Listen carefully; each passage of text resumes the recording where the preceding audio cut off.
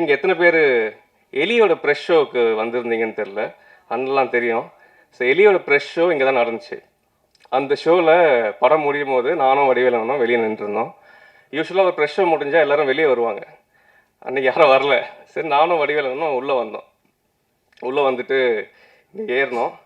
ரெண்டு பேர் நின்றுருந்தோம். யாரும் எங்ககிட்ட எந்த கேள்வியும் கேட்கல. சைலண்ட்டாக இருந்தீங்க. வடிவேலன் வந்து என்கிட்ட தம்பி படம் எப்படி இருந்துச்சுன்னு கேளுன்னாரு. நான் எப்படி படம் எப்படி இருந்துச்சுன்னு கேட்டேன். ஒரு ஒரு மயான அமைதி அது. அந்த மாதிரி ஒரு அமைதியை வந்து நான் என் லைஃப்பில் சில படங்களில் பார்த்துருக்கேன். பாலா சாரோட பரதேசி, அமீர் சாரோட பருத்தி வீரன், மிஷ்கின் சாரோட அஞ்சாதே, சேரன் சார் படங்களில் பார்த்துருக்கேன். அதுக்கப்புறம் அந்த அமைதியை நான் என்னோட படத்தில் தான் பார்த்தேன். இந்த மாதிரி ஒரு படம் முடிஞ்சு அந்த க்ரௌட் அமைதியாக இருக்காங்கன்னா அதுக்கு ரெண்டு காரணம் உண்டு. ஒன்று, உலக புகழ்பெற்ற ஒரு படமாக இருக்கணும். அப்படி இல்லைன்னா அதுக்கு ஆப்போசிட்டாக இருக்கணும். ஸோ எனக்கு வந்து நான் ரெண்டாவது காரணத்தை எடுத்துக்கிட்டு நான் இங்கேருந்து கிளம்பி போகும்போது நானும் வடிவேல் சாரும் காரில் போகிறோம். எனக்கு இந்த பிரசாத் விட்டு வெளியே போய் அந்த காவேரி ஸ்ட்ரீட்குள்ளே நுழையிறதுக்குள்ளே இல்லை, எனக்கு ஏதோ டிஸ்கம்ஃபர்ட்டு. நான் அவர்கிட்ட சொல்லிவிட்டு, ஆனால் எனக்கு கொஞ்சம் ட்ராப் பண்ணுங்கள், நான் இறங்கிடுறேன் அப்படின்னு சொல்லிட்டு அங்கேருந்து இறங்கி நான் நடக்க ஆரம்பித்தேன். நான் ரொம்ப தூரம் நடந்து தான் போனேன்.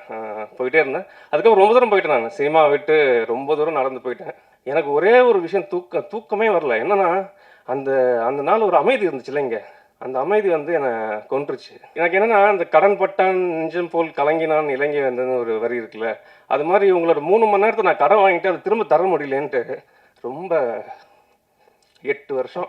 அதுக்கப்புறம் நான் ஒரு 1 இயருக்கு எனக்கு என்ன நானும் ட்ரை பண்ணுறேன், முடியல. நான் எப்படியாவது ஒரு நல்ல படத்தை எடுத்து உங்ககிட்ட அதை காட்டிடணும் அப்படின்ட்டு ஒரு வருஷமாக பிளான் பண்ணுறேன், முடியல.